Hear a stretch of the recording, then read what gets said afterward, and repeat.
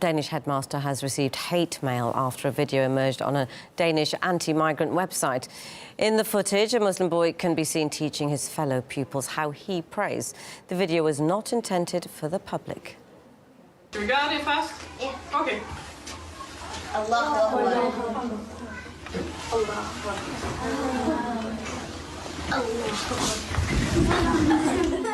The principal said his school was holding a Get to Know Your Classmate Week aimed at promoting friendship and mutual understanding.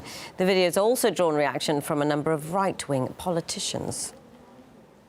I am deeply shocked at the answer from the school principal. He obviously believes that Danish students can learn about the basics of Islam and its teachings by learning all of the Muslim prayers. In this way, they learn nothing about the nature of Islam. We heard some contrasting views on the story from Stephen Morris, a member of the English Democrats, and Mohammed Shafiq, Chief Executive of the Ramadan Foundation. They spoke to my colleague, Daniel Hawkins.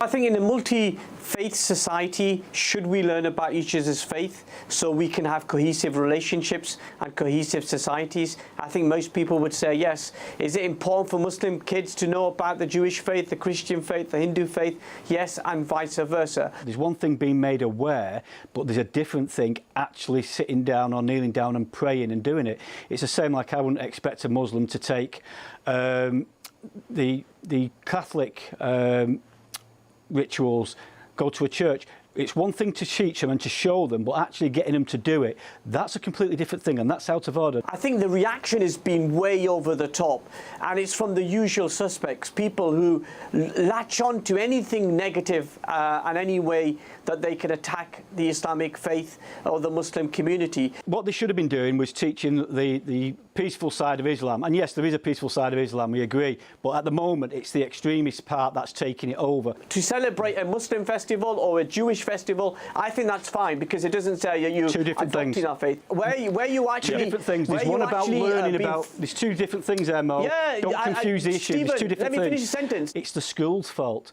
in trying to teach people about different religions. It's one thing teaching them about what goes on, but getting them to actively pray, that's a violation of their European rights, their human rights, and it should not be done.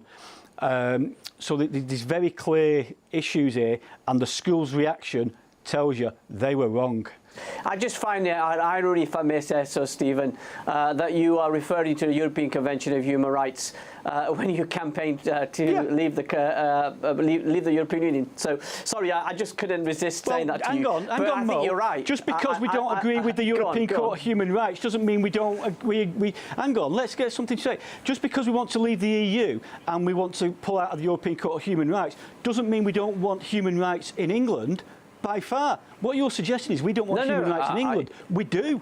Just calm down, my friend Stephen. It's the same. It's the same. The reality is, Mo, it's the same as the school in Birmingham. Stephen, right, the school in Birmingham that's going on about sex education. Why don't you use the European Court of Human Rights for that as well? Yeah. Let's be consistent and talk about our history. I'm not saying my faith is not immune from criticism or challenge, but you know, if you're targeting just the Islamic community, then let's look a bit further and look at all our history, and we've all got a dark history.